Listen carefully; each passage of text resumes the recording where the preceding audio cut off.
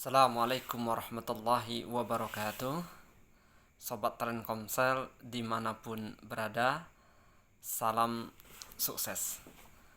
Hari ini saya sengaja memakai jaket karena kebetulan baru selesai hujan, lumayan dingin. Sobat Telkomsel, mungkin Sobat Telkomsel semua pernah menyaksikan seorang pengusaha yang baru saja terjun di dunia bisnis atau menggeluti salah satu bisnis dalam jangka waktu yang relatif cepat. Dia sudah mampu untuk menunjukkan hasil yang gemilang. Dia mampu menunjukkan kepada khalayak tentang apa-apa yang sudah dia peroleh. Misalnya dia sudah punya kemampuan untuk membeli kendaraan yang mewah, atau dia mampu memiliki atau membeli kebutuhan yang sifatnya sekunder atau tersier.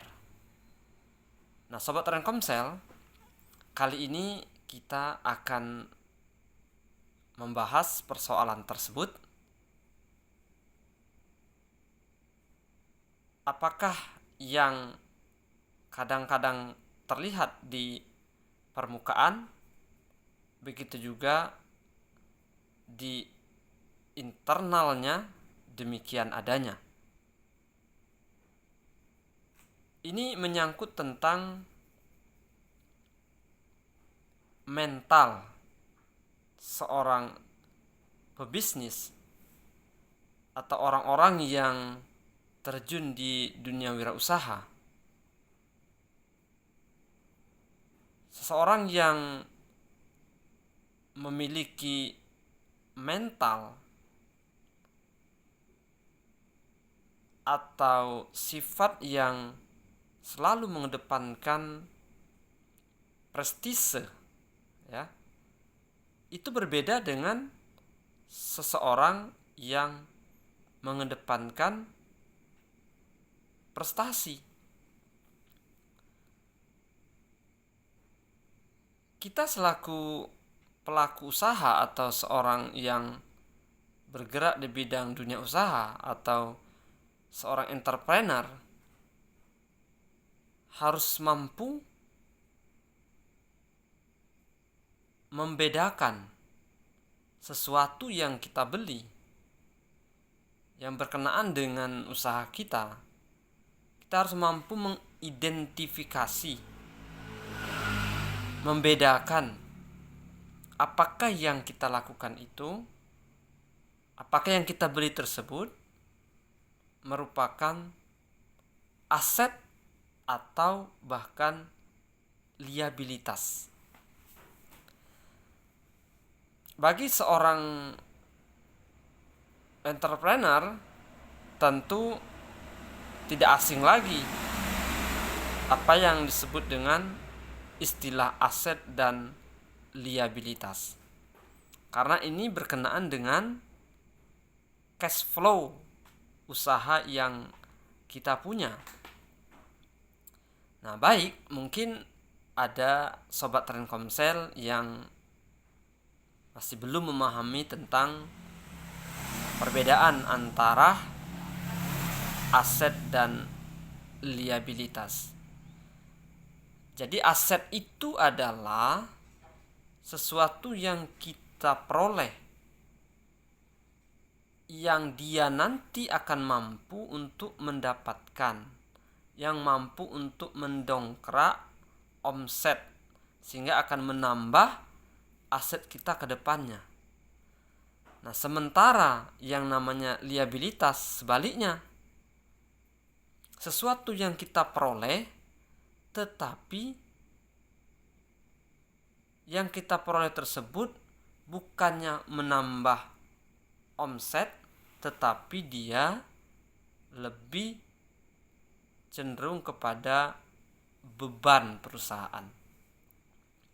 Nah, kita ambil contoh misalnya, ketika kita membeli suatu atau sebuah kendaraan, misalnya kita anggaplah mobil, misalnya mobil pribadi. Nah, apakah ini merupakan aset atau liabilitas? Ya, mari kita analisa. Kalau kita merujuk kepada definisi yang kita sampaikan tadi, nah, seseorang yang lebih cenderung kepada mental prestise, dia akan memandang pembelian mobil tersebut adalah aset. Tetapi bagi seorang pebisnis yang mempunyai konsep yang jelas, pola pikir yang jelas tentang dunia bisnis, maka dia akan memandangnya secara logis. Ya. Pembelian kendaraan tersebut bisa saja merupakan aset atau liabilitas. Nah, ketika kendaraan itu bisa menambah omset perusahaan, walaupun kecenderungannya pembelian kendaraan tersebut adalah liabilitas, tetapi ketika dia imbang antara beban dengan omset, bahkan omsetnya lebih tinggi ketimbang beban yang dikeluarkan, maka ini sifatnya atau termasuk kategori aset. Nah, tetapi ketika beban lebih besar ketimbang omset yang didapatkan, bahkan perusahaan menjadi sangat terbebani dengan pembelian kendaraan tersebut, maka ini disebut dengan liabilitas. Nah, maka seorang entrepreneur harus berhati-hati ketika kita membeli sesuatu. Apakah itu akan menambah omset atau aset kita ke depan, atau hanya sebatas ingin memenuhi kebutuhan sekunder atau tersier kita, atau hanya karena ingin nampak bahwa kita sudah ingin sukses. Inilah yang disebut dengan mengedepankan prestise, bukan prestasi.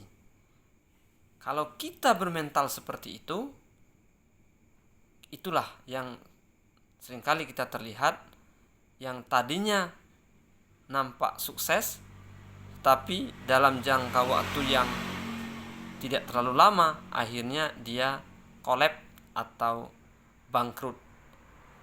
Karena apa? Diakibatkan mental seorang pengusaha, seorang entrepreneur atau seorang pebisnis yang tidak mampu untuk membedakan yang kita beli itu apakah aset atau liabilitas.